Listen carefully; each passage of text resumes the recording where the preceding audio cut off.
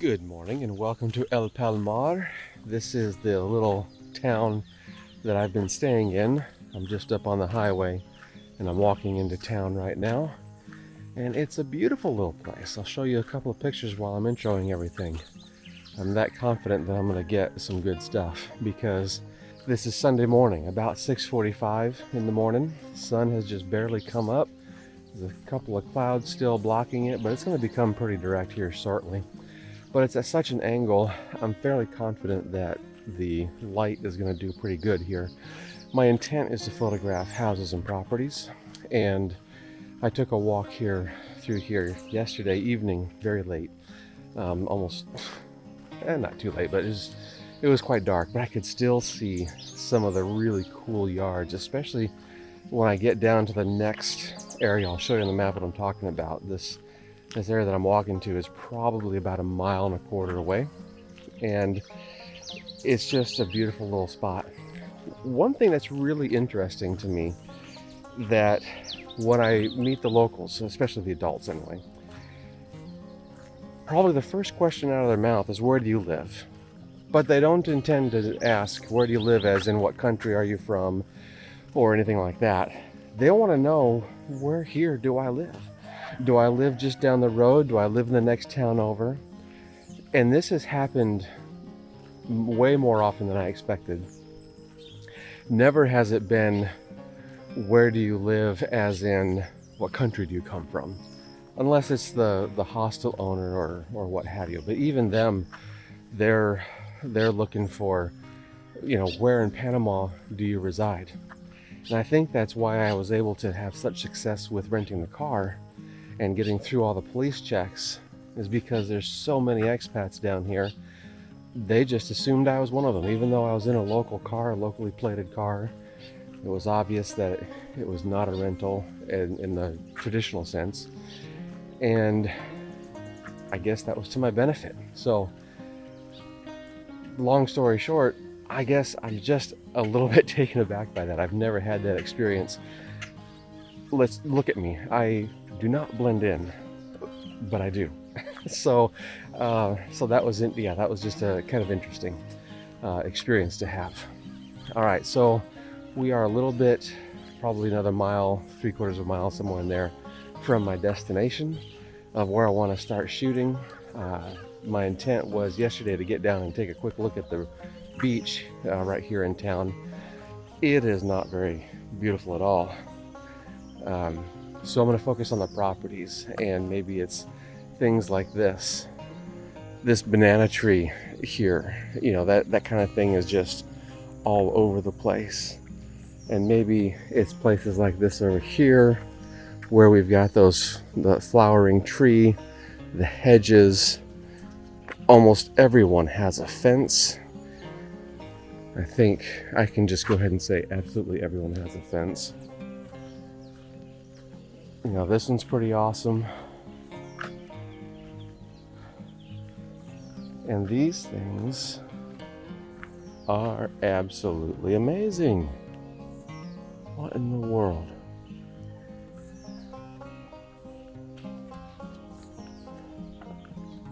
And today I'm going to shake things up even yet a little more. Where I started out with just public transport and getting hostels and the places that have a kitchenette and all that good stuff, so I can fix my own food. Not only save a lot of money on food, but also I can control what I eat more easily.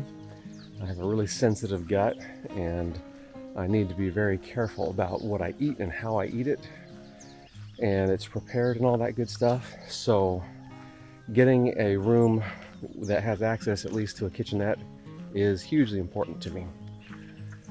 But tonight I'm not going to have a room. Tonight I'm going to be taking the night bus. So that means for my shooting today, got this little bit here in this town of El Palmar, and then I'm going to take the bus back to David. Roughly around noonish I should get into David, and then I'm going to start shooting there after I drop my bag at the left luggage place at the bus station. I'm going to then buy the night ticket to Panama City, and that's an express bus, and it will leave at about 11:30. I can also get one at, I think, 1 a.m., but I'm going to go for the 11:30 p.m. bus. And that will probably be the conclusion of this video then. So we'll see what I'm able to shoot in David. Right now, I have zero clue. I have one place that I'm going to go to see if it's going to work out with what I'm hoping to do, but I just have zero clue what will actually happen and what I'll actually be photographing. Then for tomorrow, which is Monday, I'm going to be getting into the city fairly early, probably 5 a.m.-ish, roughly speaking. I don't know exactly, but that's roughly when it's going to happen. And then my plan is to get on up to Gamboa and hang out there. That's a huge nature area. And they have a rescue center for sloths. And my wife is very interested in me getting a couple of sloth pictures. I told her about it when I was first in Panama City a week and a half ago, and she was like, oh yes. But then I didn't get up there. I went and shot Panama Viejo instead. So I figure, well, I'll squeeze that in at the end. And then come 2 o'clock, I'm going to check into the presidential suite at one of the hotels. I can't even remember which hotel it is. I only made the reservation a couple of days ago. Hola. And then it's going to be all about resting up for the travel home and certainly getting some more video editing done. So more than halfway there, the location I'm trying to get at. I got my camera out already because I knew it would happen again. It's extremely humid and that lens is fogged up again. I did not put the camera in a non-air conditioned space, so it's really cold. It's really warm and humid out here, and it's a recipe for disaster. Just make sure you don't take your lens off when this happens, because then that's going to happen on your sensor, and then you have to leave that open until the sensor clears, and no one wants to do that. So if that happens to you, just be patient, let it go. It'll clear up eventually. That's why I have it out already. I thought we would get a shot back there, but I didn't have it warming up in the bag long enough, because it won't get condensed if it stays in the bag. And isn't there a lovely dog here to greet us? So it won't get condensed if it stays in the bag, but I wanted a shot back there, and well, it is what it is. All right, so I'll pick it up once we get to the place of starting the shoot. There's several houses down there, several streets to meander, and it's really thickly overhead, with the trees and whatnot. So this side light should be not a problem for us. I think in fact, sometimes it looks really nice. So as I'm talking here, let's take a look at a few more pictures that I've made as I'm making the route up and down these streets.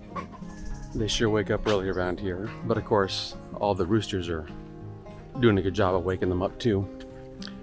I'd hoped that I would have the place almost to myself, in that people would still be sleeping, etc.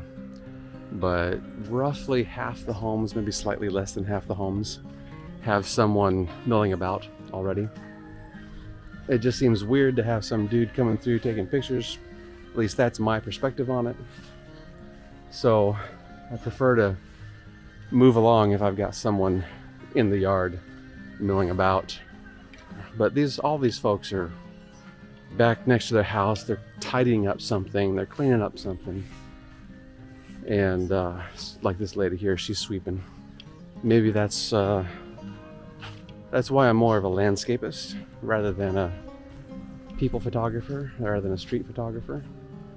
I was able to talk to a fella, but unfortunately his house was not one that I was interested in photographing. So we just had a nice brief conversation. Of course, his assumption was I'm looking to buy. and And maybe that's something that gives me a license to go ahead and photograph properties. If they think I'm looking to buy, you know, I'm just documenting what it looks like around here, and who knows? It's probably just me dreaming a dream, but anyway, still some really nice properties for sure. Saw a butterfly too, one of those blue butterflies that I had seen at the butterfly house the other day out here in the wild. That was pretty awesome. Tried to get it as it flew away, but those things are just so skittish and so quick.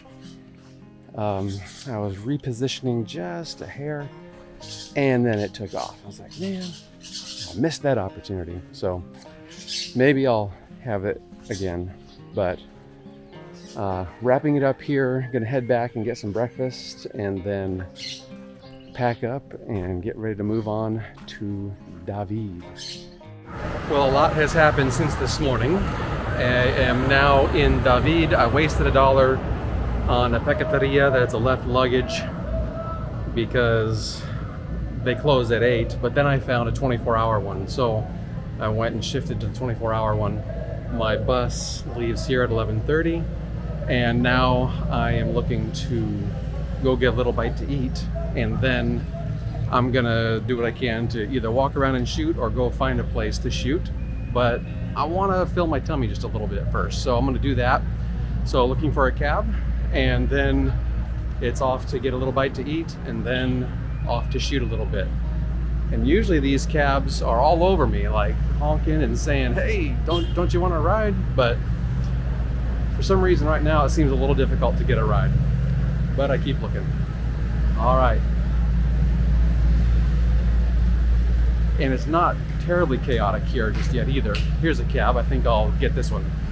I'm sure a bunch of you are looking to get after me for having McDonald's when I'm out and about, and how I should taste the local food and whatnot. Well, the thing about that is I virtually never eat McDonald's when I'm at home. The last time I can remember having McDonald's was 1.5 years ago when I was in Doha, Qatar. And I had some French fries. They were delicious. I had some French fries here and an apple pie. It was okay. Fries were fine, but the pie was like whatever.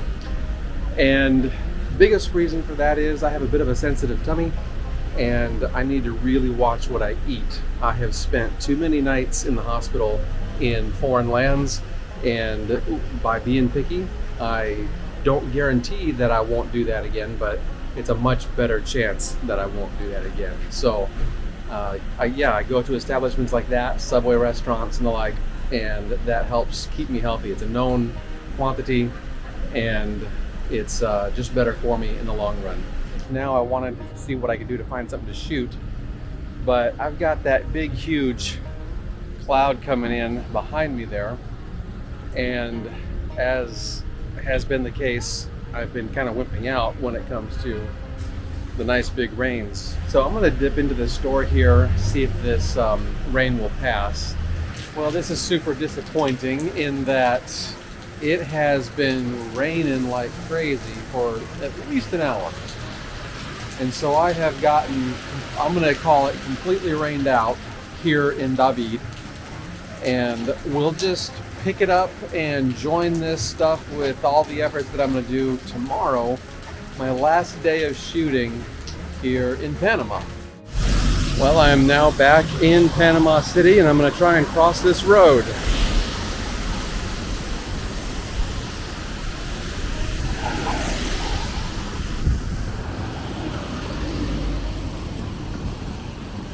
It's much better when I have a pro to follow, as in one of the people who lives and works here, but that's all right.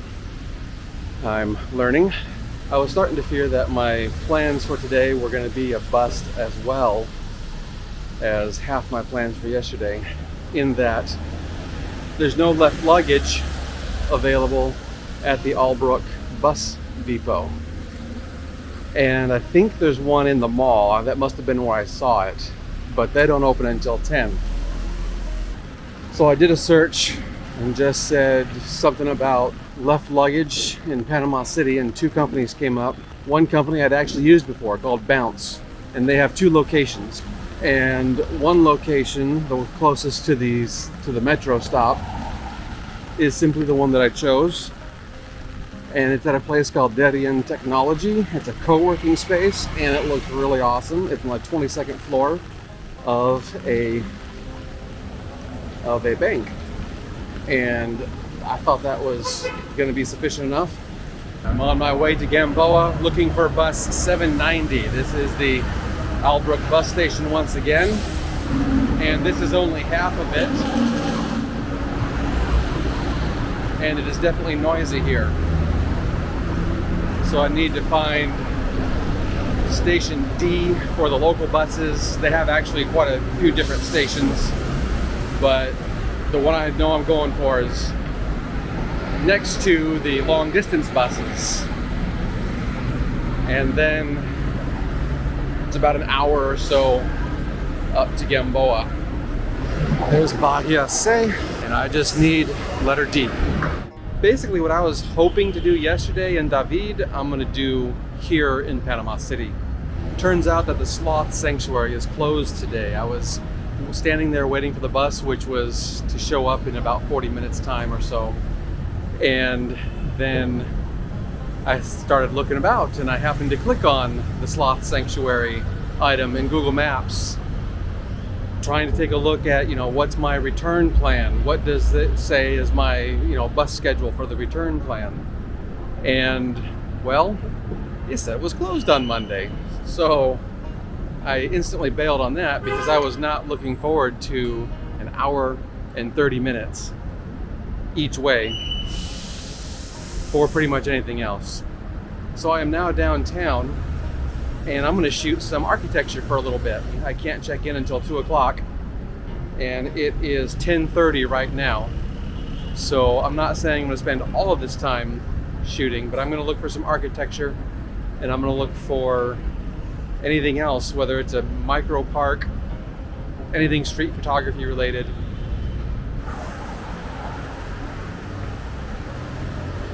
When shooting the city, I always like to find a place where I can get high, get above things. I often look for parking garages, of which there's not that many, if any, that are up high. They have parking garages that go down in the ground, but that doesn't help me at all. I also look to see if there were any buildings that had observation towers and decks and whatever else. There is one way to the south of me. It's not where I want to be. So I came across this catwalk, this walkway that goes over this road, and it's perfect. It also has a canopy over me to protect me from the rain. Now it's off and on rain, and right now it's barely a drizzle. And with these shots here, what I'm going for is trying to give it some motion, trying to give it some kind of activity. I really like the contrast of movement when we have buildings and other things like that that are just solid, they're still. And then of course, when you have the moving traffic, that always helps a lot, I think, to convey some type of activity, some type of motion. I was just putting the camera down on the handrail here and holding it steady there on the handrail. And then also I changed the camera to be in the motor drive mode, the rapid fire mode. And my hope there is that with the 1 second exposure, I've got half-second exposure, all the way up to 2-second exposures. I was playing around a little bit. I also use my 6-stop circular polarizer from Polar Pro. When you add all that together, f16 or thereabouts, I also did some at f14 and f11, so you'll see those numbers as they're coming up on screen here. But when you mix all those numbers together, ISO 100, a small aperture, a long shutter speed, you got to be able to stop that light down somehow. And that 6-stop polarizer was just the ticket. It was perfect for that. So I was able to get that motion and just have it come through with the cars and the buses and the vans and all sorts of things. But here's the trick. What I would really like to be able to see is what is the gap between those exposures. If it's small enough that I can blend these in Photoshop and it makes it look like it was a 10-second exposure, well, that would be really cool. So I'm gonna test that out and I'll let you see what it looks like, and then I'll have a little comment there, of course, because I don't know if it's going to work. Right now, as I'm speaking, I don't know if it's going to work. If it's going to be perfectly smooth, if that time frame between frames is small enough that I don't have to worry about it. I'm going to keep on walking around and we'll see what else we can find, especially if there's more of these overwalk areas that have something interesting right nearby. That is going to just make it awesome, because I've had these and there's just nothing interesting nearby. You know, when I'm in Chicago or Hong Kong or any other of these cities and I find these places that are elevated, I'm always happy. I'm always just loving the type of imagery I get from those types of elevated places. It's all about you're putting your viewer in a certain place and telling a more holistic story. I guess that's how I view it. It's a more holistic story. All right, continuing on, and we'll see what we come across next.